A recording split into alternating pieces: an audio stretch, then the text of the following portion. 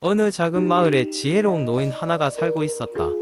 그의 이름은 마을 사람들 사이에서 현명한 도빌로 알려지게 된 지 오랜 시간이 지났지만 그의 명성은 아직도 마을을 넘어 먼 곳까지 퍼져나가고 있었다. 도빌 할아버지는 그 어떤 의술보다도 대대로 내려오는 자연의 지혜를 중시하곤 했으며 늘 사람들에게 자연이야말로 최고의 의사라는 말을 하셨다. 어느 날 봄이 다가오며 마을에 또다시 독감이 유행하기 시작했다. 여러 사람들의 면역력이 급격히 떨어져 있었고 사람들은 병원에 방문해 약을 처방받느라 정신이 없었다. 이런 상황에서 다행히도 도빌 할아버지는 예상했던 일이라며 자신만의 치료법을 소개하기 시작했다. 그는 먼저 사람들을 자신의 농장으로 초대했다. 그 농장에는 형형색색의 채소, 과일과 허브들이 자라고 있었다. 그리고 도빌은 사람들에게 이렇게 말했다. 이곳에 자라고 있는 모든 것들은 우리 몸을 지키는 아군들이란다. 면역력을 높이기 위해 우리의 몸은 자연의 도움을 받아야 해. 그럼 도대체 어떤 음식들이 우리의 몸을 지킬 수 있을까? 그리고는 그가 특별히 추천하는 음식들을 하나씩 소개하기 시작했다. 첫 번째는 마늘이었다. 마늘은 알리신이라는 성분을 함유하고 있어서 감염과 싸워 면역력을 강화하는데 탁월한 효과를 주지. 특히 생마늘을 먹을 때 그 효과는 극대화된단다. 두 번째는 생강이다.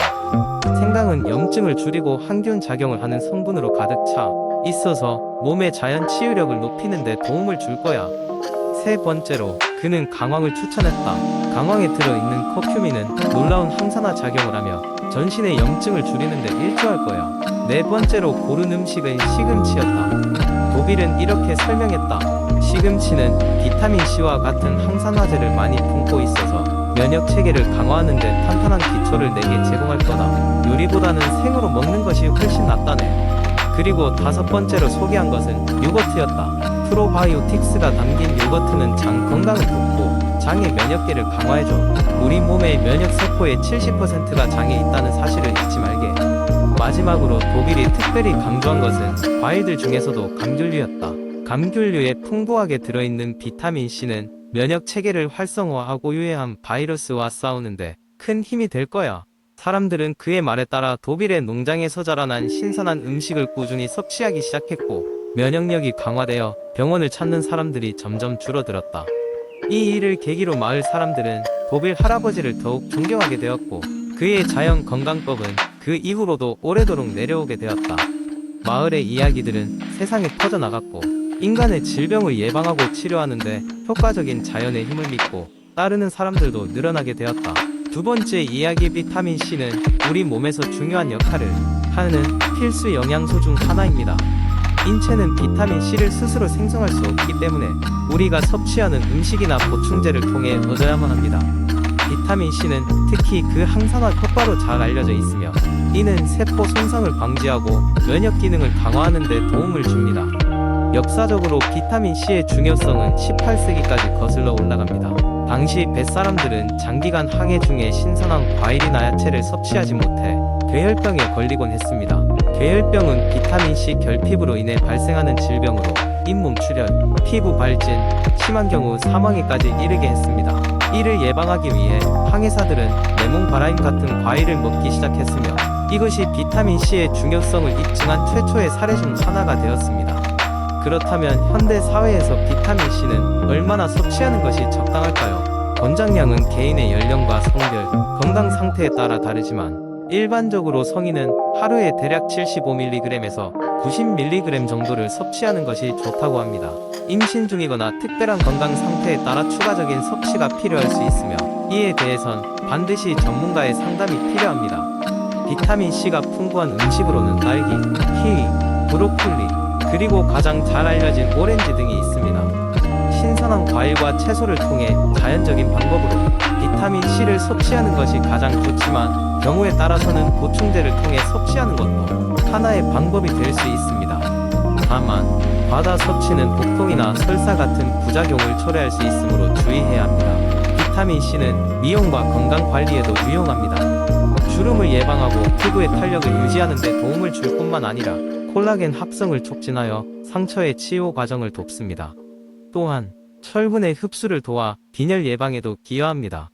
결론적으로 비타민C는 일상생활에서 쉽게 접할 수 있지만 그 중요성은 결코 간과할 수 없는 영양소입니다.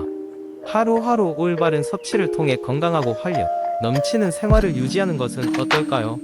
건강을 지키기 위해 지금 바로 비타민 C 섭취를 다시 한번 점검해 보세요.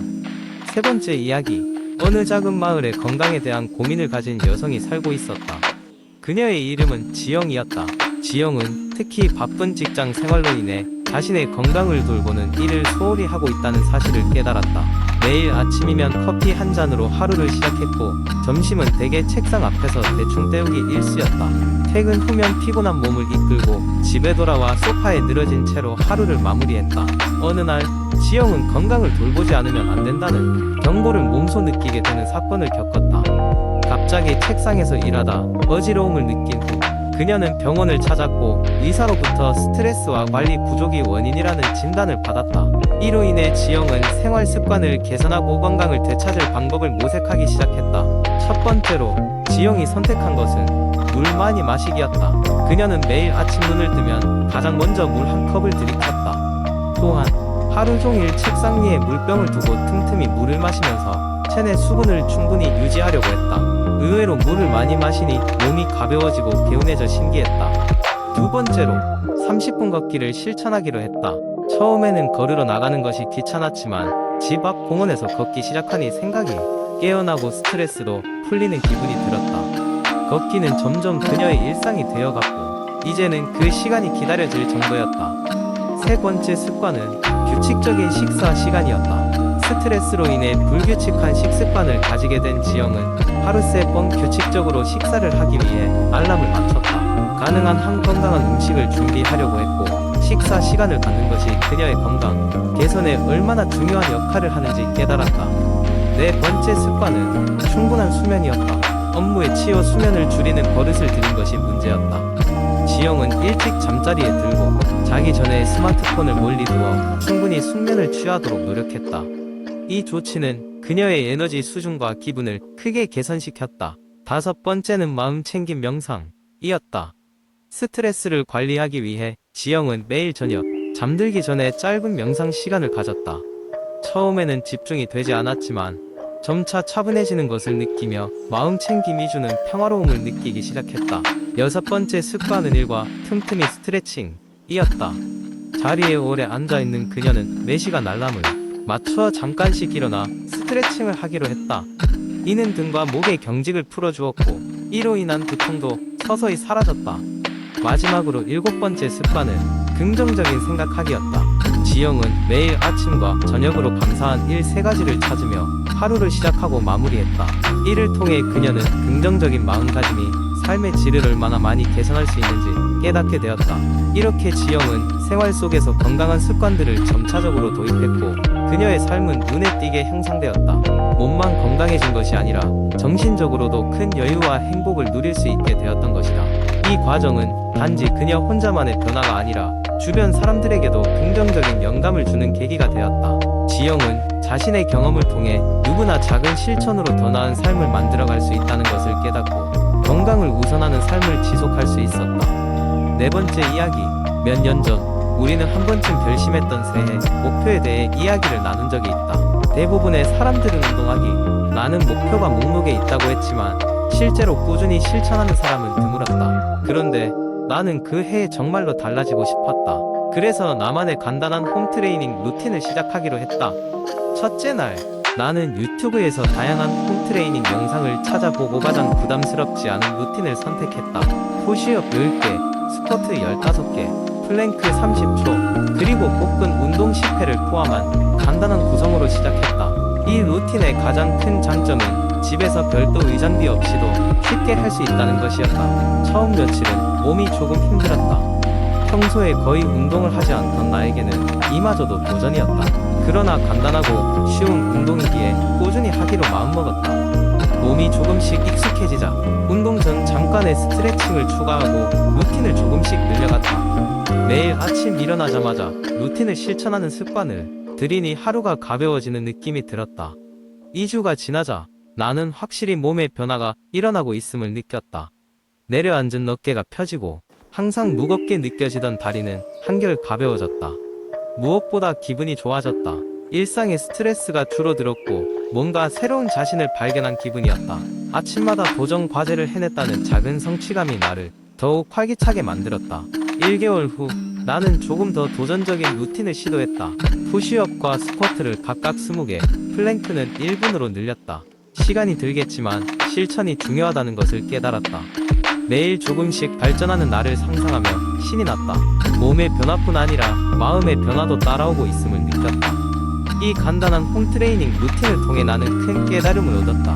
운동은 단순히 몸만 변화시키는 것이 아니라 매일의 작은 노력이 모여 곧 내 자신을 더 나은 방향으로 이끄는 변화의 촉매제가 될 수 있다. 그리고 무리하지 않고 작은 것부터 시작하는 것이 작심삼일을 깨뜨리는 시작임을 알게 되었다. 오늘도 나는 아침에 일어나면 루틴을 시작한다. 이젠 당연한 하루의 시작이 되었다. 일상의 긍정적인 루틴을 끊임없이 이어가며 나는 더 많은 가능성을 발견하고 있다. 각자의 일상에서 부담 없이 실천할 수 있는 작은 도전으로 삶의 질을 높이는 것, 그게 바로 진정한 변화가 아닐까.